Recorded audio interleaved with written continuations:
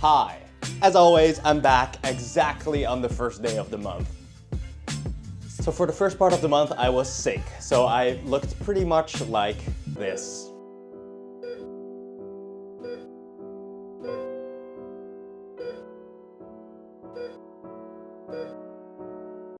I had a cold.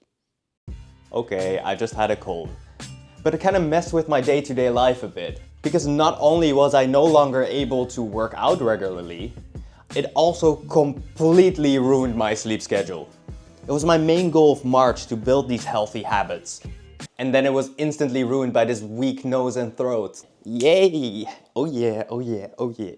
Like I couldn't sleep an entire night because my lungs were attempting a prison break out of my body while I was being suffocated by the goop in my nose.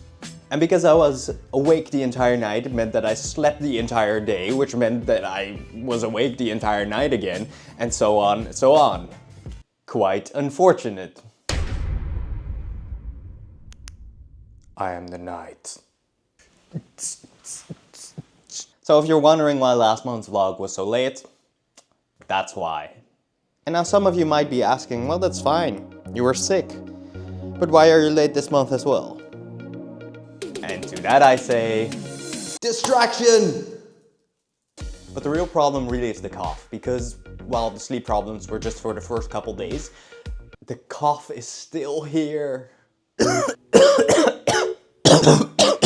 Remember from last month's vlog how my mood was heavily dependent on the weather?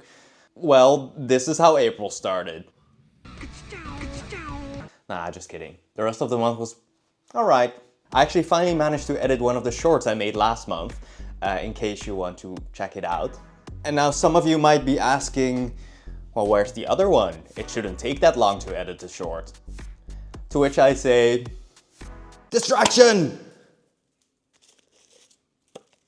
Something quite exciting today, actually. I'm taking a course on public speaking in media. It's a 6-week course and today is the first class. And then hopefully by the end I should be able to speak to the camera a bit better than I do now. That is the goal. I'm going to Antwerp today.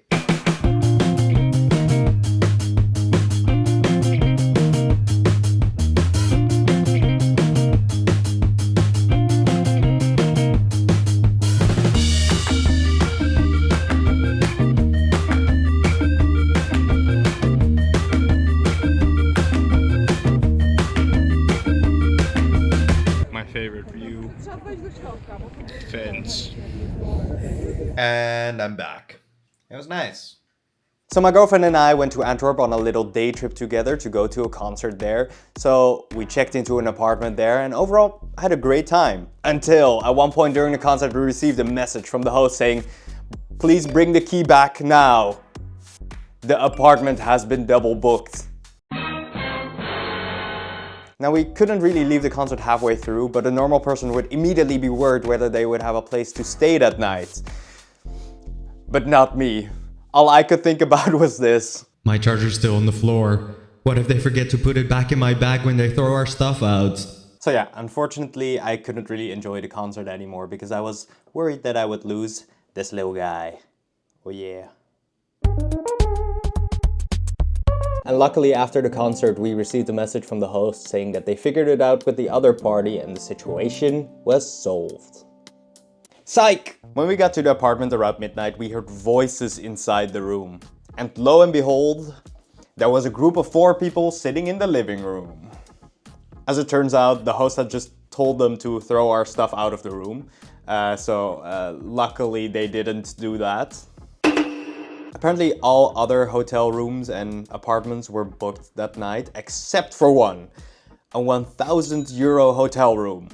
And the figuring out that the host apparently did with the other group was offering them a 65 euro discount for the 1,000 euro room. Well, they were obviously not gonna take that. And after this, the host stopped responding to either of us, so we saw no other option than to all stay in the apartment together. And you might be thinking, well, that's not okay, you should get a refund, you should report it to booking.com. Well, we did. When we woke up the very next day, my girlfriend messaged Booking.com about our situation, and after a week they responded that they couldn't really do much because the host told them that they did in fact accommodate us. Yeah, sorry, you're completely right. We should have slept on the street.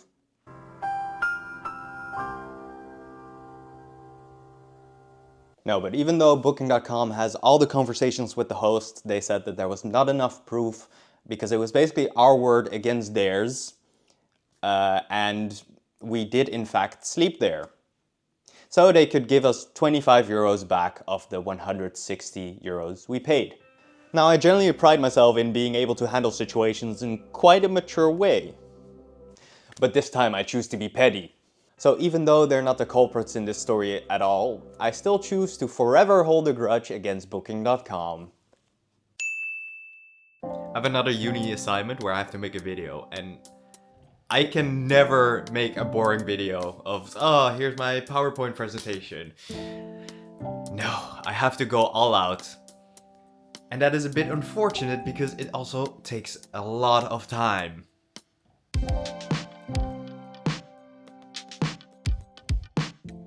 Now I have a long evening of editing ahead of me.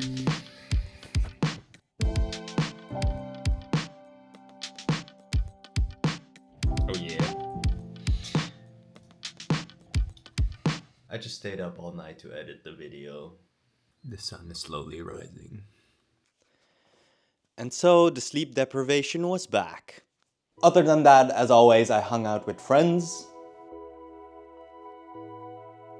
had my last day at work,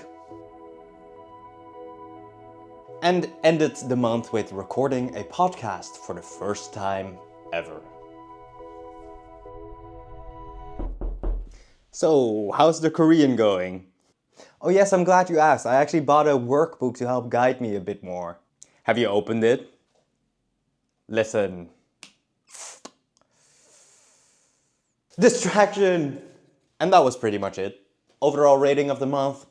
Meh. Hi again. If you're wondering why this vlog is a bit longer than normal, it's because I'm also using this video as the final assignment for my public speaking in media course, which means it has to be over 8 minutes. Yeah, so we still have some time to kill. Yeah. So, how are you doing? Right. You can't respond.